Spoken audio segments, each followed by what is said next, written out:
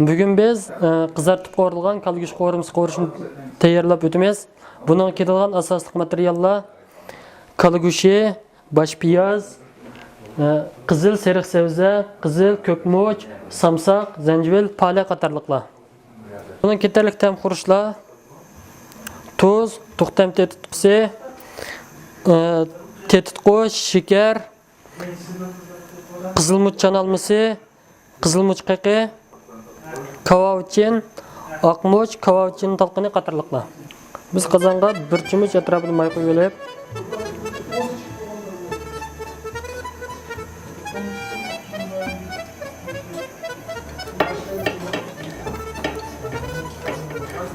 bunga 5 qoshiq atrofida shakar silib olamiz.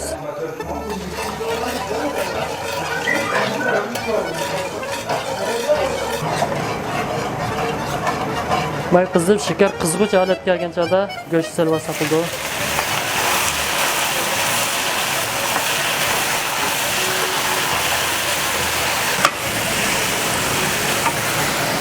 Bunga bosh piyozni silib olamiz.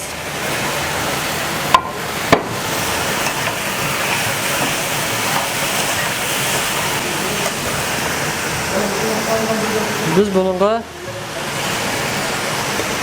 qoshiq atrofida qizilmuch chanalmasi silib olsak bo'ldi.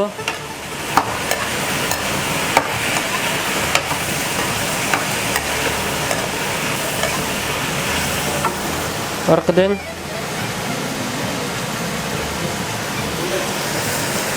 qizilmuch qiqi, kavavchin,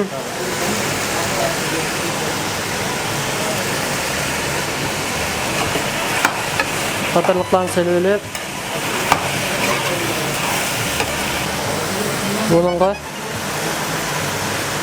4 bol qoshiq tuz, 3 bol qoshiq to'xtam tetitqisi, 2 bol qoshiq ketitqo silib aralashtirib olamiz. Samsaq zanjirlarni silib olib,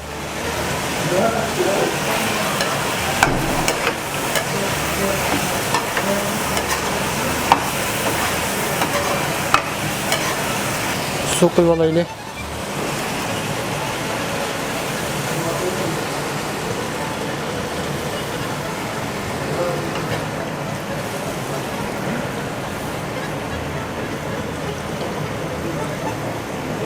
Go'sht chilashqadek suv quyib 10 minutdan 15 minutgacha qaynatib olamiz.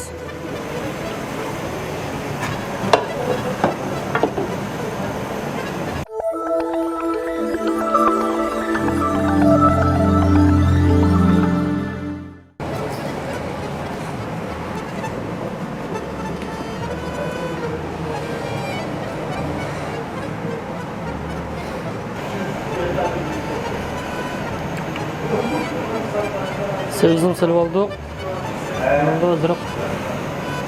Bunu 5 minutdan 7 minutgacha qaynatib tayyorlab olsak bo'ldi.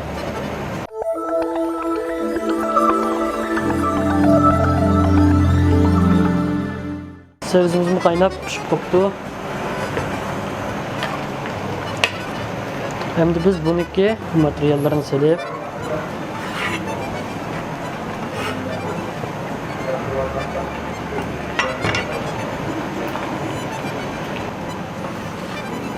Parayı silib olsak bo'ldi.